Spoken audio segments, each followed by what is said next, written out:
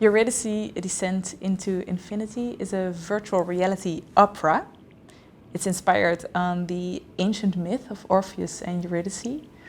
And it's a solitary journey the audience makes into a kind of in-between space between matter and eternity. The original myth is about Orpheus and Eurydice. Eurydice died and Orpheus misses her so much that he turns to the gods and asks them to get back his lost love. And they give him permission to do so, to go to the underworld and to guide her out of it as long as he doesn't look back to her. I think we were both a bit frustrated with all the, of course, beautiful adaptations and retellings of the mythological story, but in almost none of them does Eurydice really have a voice. So she's either given voice or spoken of or spoken to by Orpheus. So we both thought it was important to give her more agency in telling her own story, basically. So it's really Eurydice who is guiding you through the performance. The audience enters a virtual space with a VR headset, and they walk around the lifeless body of a young woman, Eurydice. And when they walk around her, they suddenly hear a bang and see her skin kind of burst or snap off her soul, which is a kind of a shadowy figure. And we see this shadow figure disappear into a door. So the audience is tempted to follow her. We worked together with two composers. So on the one hand, we worked with Kate Moore, who makes these very natural and a bit timeless compositions. And we combined her together with a composer and sound engineer called Wouter Snoei, who is much more about the spatialness of the spaces and the sounds that happen around there. And he made a beautiful, very atmospherical composition also of how the sound and the voice works within this space or behaves within this space. I'm Kate Moore, and I wrote the music for this project. I set the text by Charlotte van den Broek, who wrote this incredibly beautiful poem, and I took her words and set them to music.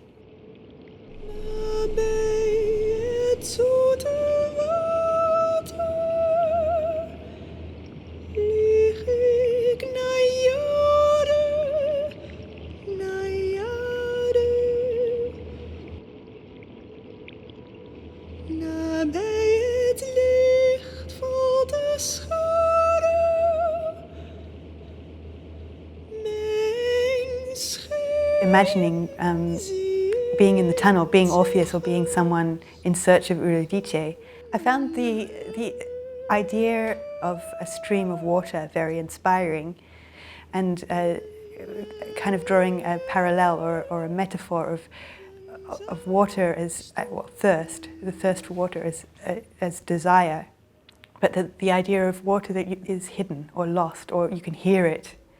It's so clear, you can even follow it, but you can't get it, you can't touch it. When you enter the experience, you will hear a singing voice, which is connected to our main character.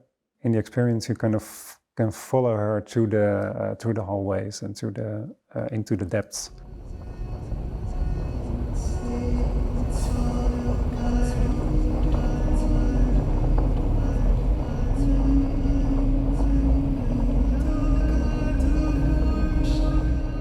Basically, I made a lot of layers of sound. So some things are really small and far away. I might even not notice them. But I think they have to be there to have a kind of not realism, but to at least believe that this sound world is real. And so there's many layers of things that come closer by and go further away throughout the piece. You could never hear them all When we were talking about the underworld, we imagined it as an infinite space, which I think can be quite dizzying, the idea of something that is endless, will never stop. And while we were talking about it, we started talking about infinite space, impossible spaces, spaces that cannot exist in our own 3 dimensions, but can exist in VR.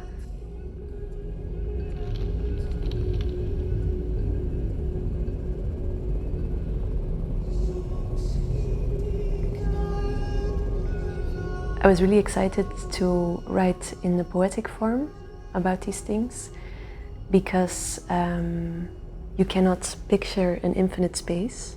There is no, I always say that I feel like the borders of my skull. When I have to think about something infinite, I really feel very physical how small my head is. All these spaces are made of point clouds, and point clouds are kind of like specks of dust in the air, but they represent materials, represent the spaces. So there are rooms that are made out of big rocks or big pillars, and because they are point clouds, they are not solid.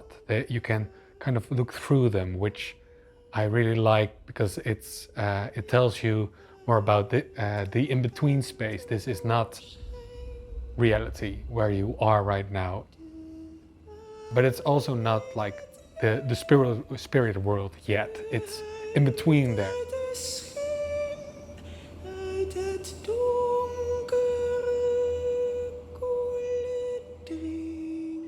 I hope the audience experiences a kind of contrast within themselves of, on the one hand, them wanting to go deeper and deeper into this infinite space, like a luring void that you stare into and that draws you in, but at the same time that you kind of resist to this feeling, to this desire, and think, ooh, this might not be a human place to be. I might not feel at home in this space of wandering and disembodied souls.